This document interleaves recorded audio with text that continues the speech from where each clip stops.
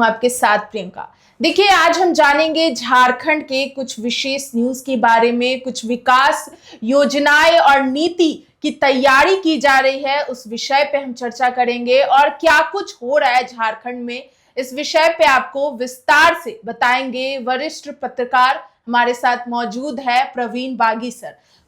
तो सर, जैसे कि झारखंड में औद्योगिक विकास गति को लेकर तैयारियां की जा रही है, जिसमें टेक्सटाइल हो गया, फुटवेयर नीति हो गया 2026, इसमें कई सारे विशेष चीज लाए जा रहे हैं, इसके बारे में क्या कहेंगे आप? देखिए प्रियंका, आपने ठीक कहा कि झारखंड में उद्योग का विस्तार करने के लिए, नए उद्योग लगाने के लिए, ताकि लोगों को रोजी रोजगार मिल सके और प्रदेश का विकास हो सके, इसके लिए मुख्यमंत्री हेमंत सोरेन लगातार प्रयास कर रहे हैं और खुद व्यक्तिगत रुचि ले रहे हैं वो कि कैसे झारखंड को एक डेवलप प्रदेश के रूप में बनाया जाए।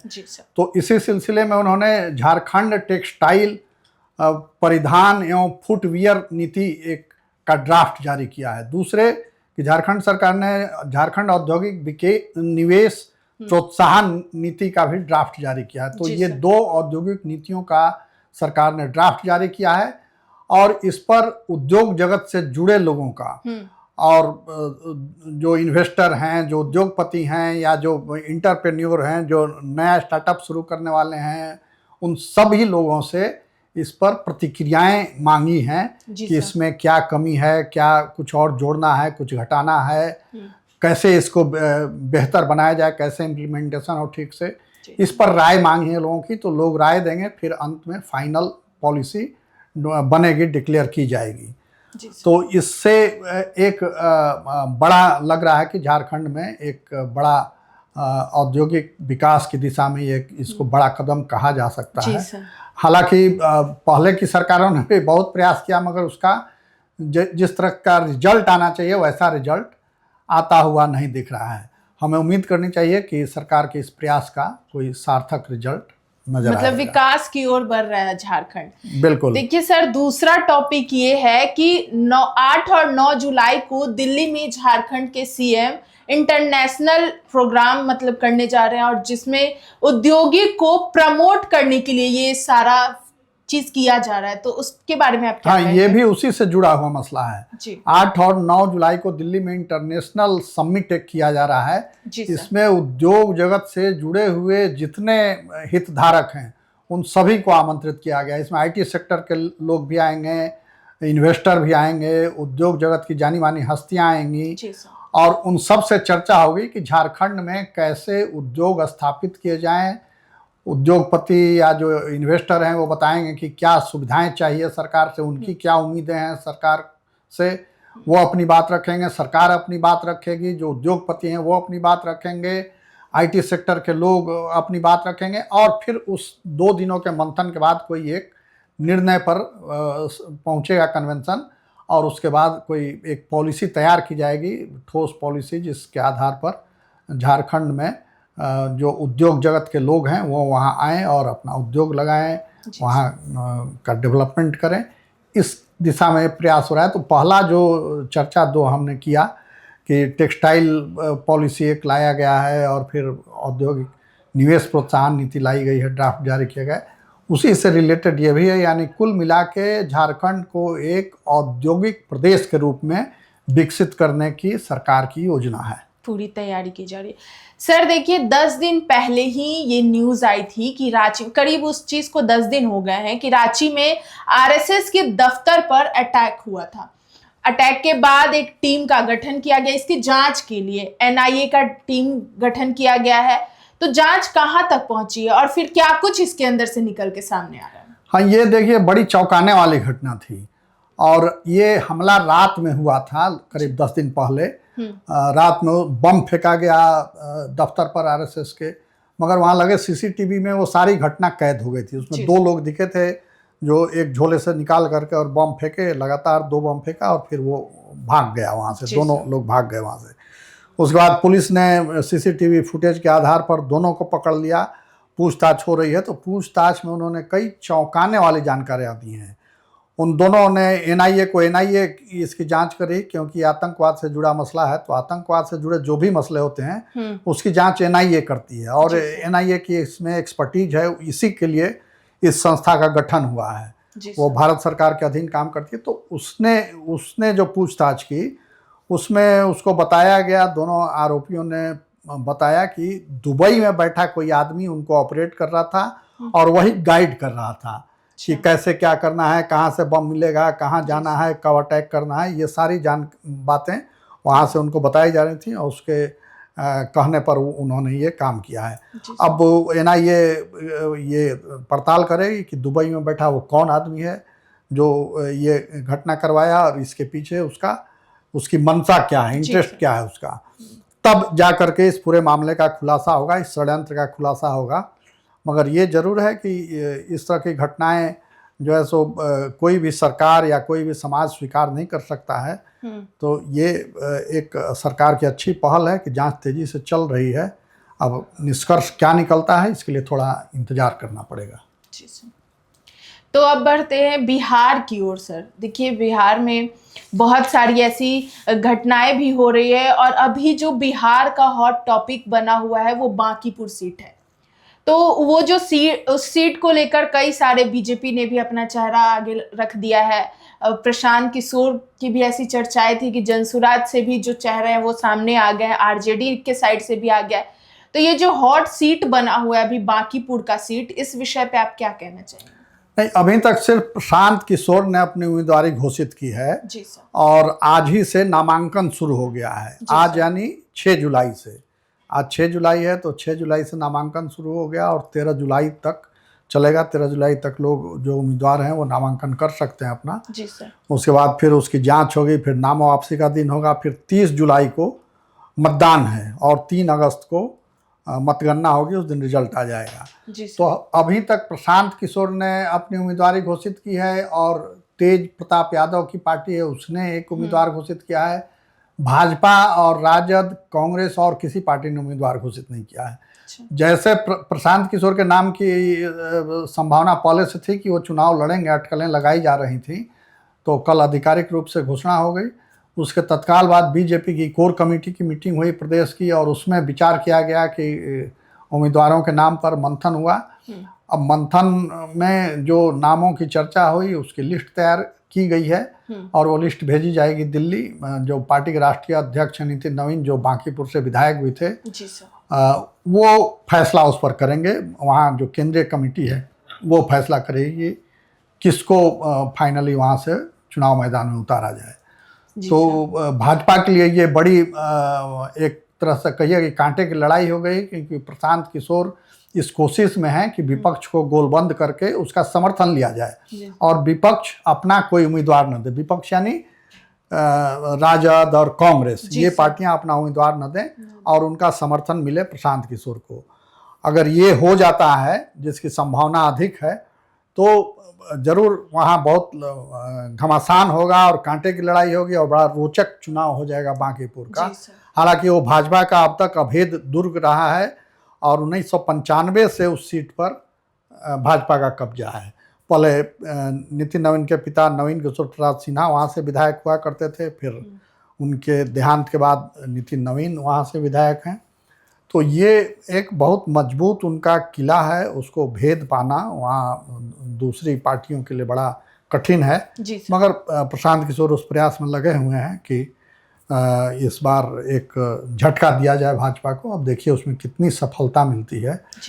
तो ये स्थिति है अभी वहाँ बांकीपुर की। सर देखिए, एक और चर्चा का विषय भी बना हुआ है बिहार में। बताया जा रहा है, ऐसी घोषणा हुई है कि बिहार के 5 शहरों का नाम बदला जाएगा। कौन कौन से शहर है इसमें और नाम बदलने के पीछे की क्या योजनाएं हैं, इस विषय पे आप क्या कहना चाहेंगे? देखिए, इस देश में नाम बदलने का एक दौर सा चल पड़ा है। कई बड़े शहरों के नाम बदले गए। जैसे पहले बम्बई नाम हुआ करता था, बम्बई का नाम बदल के फिर मुंबई किया गया। जो मुंबा देवी वहाँ की देवी मानी जाती हैं, उनके नाम पर मुंबई हुआ। चेन्नई अब नाम किया गया, पहले वो मद्रास के नाम से वो शहर जाना जाता था, तमिलनाडु की राजधानी। फिर मद्रास, प्राचीन नाम था उसका चेन्नई, तो मद्रास से नाम बदल करके चेन्नई किया गया। जी सर। ऐसे और भी बहुत सारे शहर हैं जिनका नाम बदला गया है, और लोगों ने इसकी लगातार मांग की कि भाई जो प्राचीन नाम है, जो गौरवशाली इतिहास रहा है, उससे कनेक्ट होता है वो नाम, तो उस नाम को रखा जाए। तो उसी तरह बिहार में लंबे अरसे से इसकी मांग होती रही। एक तो कि पटना का नाम बदलने की मांग होती रही है। लेफ्टिनेंट जनरल सिन्हा थे, अब तो नहीं रहे, वो दिवंगत हो चुके हैं। उन्होंने बाजाबता इसके लिए अभियान चलाया था, एक समिति बना करके, कि पटना का नाम बदल करके पाटलिपुत्र रखा जाए। पाटलिपुत्र जो कभी पूरे देश की राजधानी होती थी, यहाँ से पूरे देश का शासन चलता था, और एक बड़ा गौरवशाली इतिहास रहा है पाटलिपुत्र का, तो उसी के नाम पर पाटलिपुत्र रखा जाए। पहले पाटलिपुत्र ही नाम था, बाद में बदलते बदलते पटना हो गया। जी सर। तो वो एक शहर, इसकी भी चर्चा हो रही है कि पाटलिपुत्र का नाम, पटना का नाम बदल के पाटलिपुत्र किया जाए। हालांकि अभी जो सैटेलाइट टाउनशिप बनाने की सरकार ने घोषणा की है पटना में, तो उसका नाम भी पाटलिपुत्र रखा जा रहा है। तो अगर उसका नाम भी पाटलिपुत्र रहेगा तो फिर इसका नाम बदलने में दिक्कत आएगी, क्योंकि एक ही नाम से दो शहर हो जाएंगे, तो वो ठीक नहीं होगा। तो अब देखिए क्या इसमें होता है। उसी तरह पटना के बगल में है बख्तियारपुर। जी सर। तो बख्तियारपुर का नाम पहले दूसरा था, और बख्तियार खिलजी एक आताताई था जिसने हमला किया था, और नालंदा विश्वविद्यालय जो बहुत प्राचीन काल का बहुत गौरवशाली इंटरनेशनल यूनिवर्सिटी थी, वो उस पर हमला किया। वहाँ के जो शिक्षक थे, बौद्ध भिक्षु थे, उनकी हत्या की और उसके लाइब्रेरी में आग लगा दिया। अच्छा। और उसकी लाइब्रेरी में इतनी पुस्तकें थीं कि 6 महीने तक वो लाइब्रेरी जलती रही। तो ये, और फिर वो आया बख्तियारपुर में, व्यासनगर उसका नाम था पहले, तो वहाँ ठहरा, उसने कुछ दिन विश्राम किया वहाँ, तो उसका नाम बदल करके बख्तियारपुर कर दिया गया। तब से वो नाम बख्तियारपुर उसी खिलजी के नाम पर चला रहा है। तो लोगों को ये नागवार गुजरता है कि जिसने हम पर आक्रमण किया, हमें तहस नहस किया, हमारी संस्कृति को बर्बाद करने की कोशिश की, उसके नाम पर हमारे शहर का नाम होना, ये एक तरह से बदनुमा धब्बा है। तो इसको बदलने की मांग लगातार उठती रही है। और महर्षि व्यास के नाम पर वो शहर का नाम पहले था, वहाँ से कुछ कनेक्शन रहा है महर्षि व्यास का, तो उनके नाम पर वो करने की बात हो रही है। तीसरा शहर है जहानाबाद, वो भी पटना के बगल का जिला है। तो जहानाबाद से मांडवी का नाम जुड़ता है। मांडवी जो राम जी की जो भाई थे भरत की पत्नी थी मांडवी, राजकुमारी मांडवी। तो मांडवी का कोई कनेक्शन वहां से जुड़ता है। उसको मांडवी नगर पहले कहा जाता था, बाद में वो भी किसी मुगल शासक या वहां के राजा के द्वारा नाम बदल के जहानाबाद किया गया। जहानाबाद जहां आरा बेगम से जुड़ता है, जो जहांगीर की पत्नी थी जहां आरा, उनसे वो जुड़ता है। तो जहांगीर नहीं, शाहजहां की पत्नी थी, तो उससे वो जुड़ता है। तो उसका नाम बदल करके प्राचीन जो मांडवी नगर है, गौरवशाली नाम उसका रहा है, उसके नाम पर करने का डिमांड हो रहा है। और सरकार के स्तर पर भी इस पर विचार विमर्श की प्रक्रिया शुरू हुई है। और एक और शहर है सुल्तानगंज, जो भागलपुर ज़िले में अभी पड़ता है, भागलपुर से पहले है वो, जहाँ से अभी सावन में कांवरिये जहाँ से गंगा जल उठा करके पैदल यात्रा करते हुए देवघर जाते हैं। तो बड़ा पवित्र शहर है। और वहीं अजगैबी नाथ का एक मंदिर है, बहुत प्राचीन मंदिर। तो अजगैबी नाथ के नाम से भी उसको जाना जाता है। तो बाद में सुल्तानगंज उसका नाम किया गया। तो अब वहाँ की मांग है कि इसका नाम वही प्राचीन अजगैबी नाथ के नाम पर रखा जाए।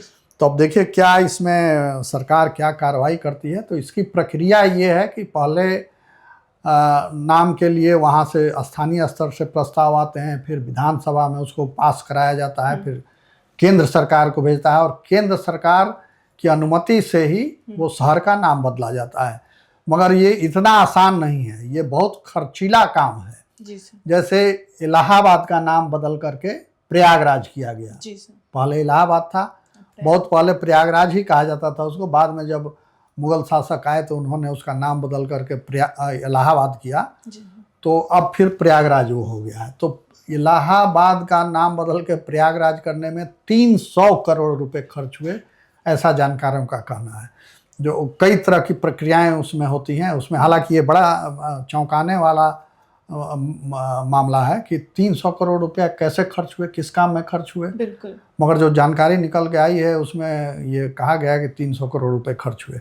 तो अगर वाकई इतने खर्च होने हैं तब तो ये बड़ा खर्चीला काम हो जाएगा। 5 शहरों का 15 करोड़ रुपए ऐसे ही हो जाएगा। हाँ 15 कितना हजार करोड़ या क्या हो जाएगा।